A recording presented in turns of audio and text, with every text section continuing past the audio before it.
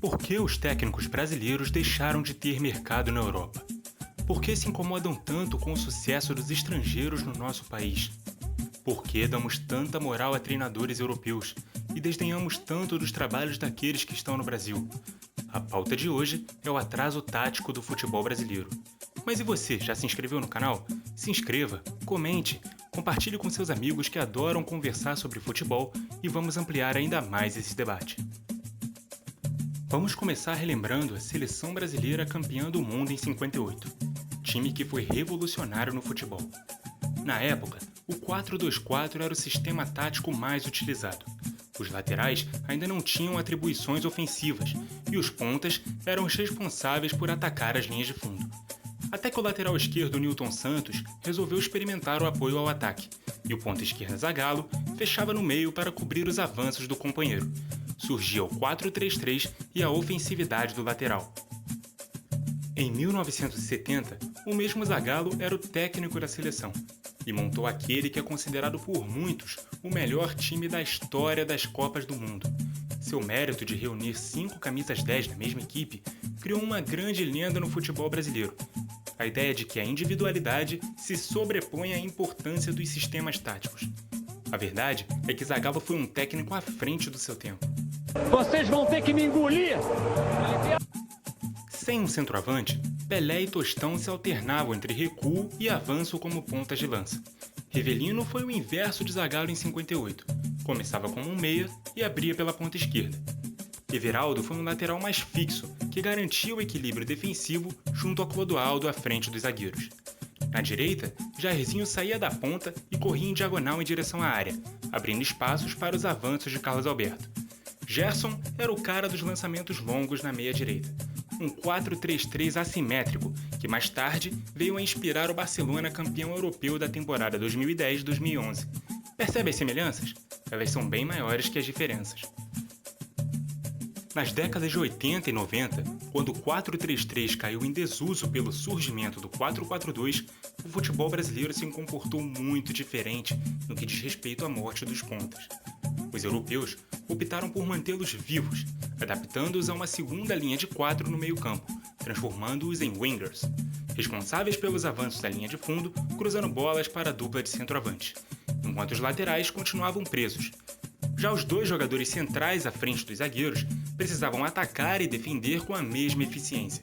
Tal função ficou conhecida como box-to-box, ou de área a área em livre tradução.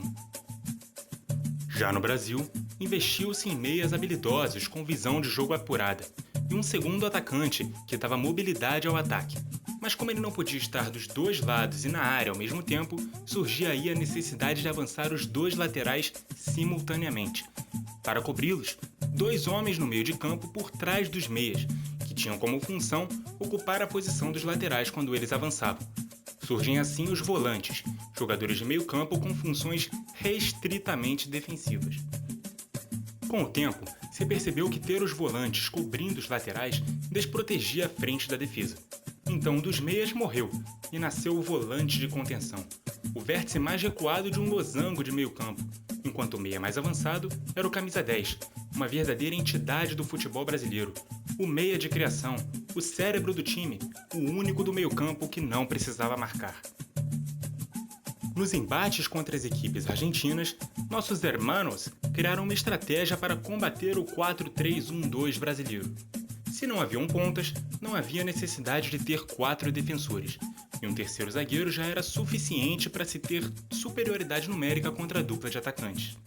Com os laterais brasileiros subindo para o ataque o tempo todo, os argentinos mantiveram os pontas à moda antiga em seus times. E o losango no meio de campo era mais técnico que o brasileiro. Dispunha de um volante armador mais recuado, que na Itália ficou conhecido como pivô. 2 meias que avançavam para o ataque e recuavam pelos lados. E num híbrido de camisa 10 e segundo atacante, aparece a figura do enganche, a versão argentina do ponta de lança. O meia que circulava por trás do 9 com a companhia dos pontas. O 3-4-3, que sempre foi encarado como defensivo demais pelos brasileiros. Atentos ao que acontecia na América do Sul, importando cada vez mais jogadores que atuavam por aqui, os europeus nas décadas de 90 e 2000 repensaram seu 4-4-2 e começavam a atribuir funções do nosso futebol para aperfeiçoar seus esquemas táticos. Com o advento dos laterais ofensivos, os wingers passaram a jogar com o pé trocado, destros pela esquerda, canhotos na direita, atacando a área e deixando a linha de fundo com os laterais, porém de forma alternada, enquanto um sobe, o outro guarda a posição. A dúvida era no meio. O segundo centroavante já era desnecessário, e o dilema era optar por importar o enganche por trás do 9 e à frente dos meio-campistas, utilizando o 4-2-3-1, ou utilizar um pivô por trás dos seus box-to-box, fazendo nascer o 4-1-4-1. Seja lá qual fosse a opção, o caminho dos europeus para a adaptação foi bem menos tortuoso que o nosso. Com o sucesso das variações do 4-4-2 e 2 Copas consecutivas decididas por 4 seleções europeias, os técnicos brasileiros tentaram interpretar os sistemas à sua maneira. Abrindo um dos meias de um lado e o segundo atacante do outro, ao meia faltava velocidade para atacar pelos flancos, e ao segundo atacante, a disciplina tática para defender. E além disso, o brasileiro não conseguiu se livrar da ideia de ter os 2 laterais atacando ao mesmo tempo e um volante mais preso. O outro já começava a ser a versão brasileira do box-to-box. Por aqui ficou conhecido como segundo volante. O brasileiro até hoje tenta compreender a ideia de que o meio-campista moderno precisa ser tão bom armador como marcador e chora pelo desaparecimento de seu camisa 10 clássico. Apenas no início dos anos 2010, os pontas voltaram a surgir no Brasil com o aparecimento de jogadores como Lucas Moura e Neymar.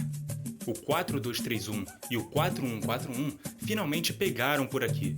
Mas a ideia de ter um volante marcador, um camisa 10 que não marque e laterais que atacam melhor do que defendem continua por aqui.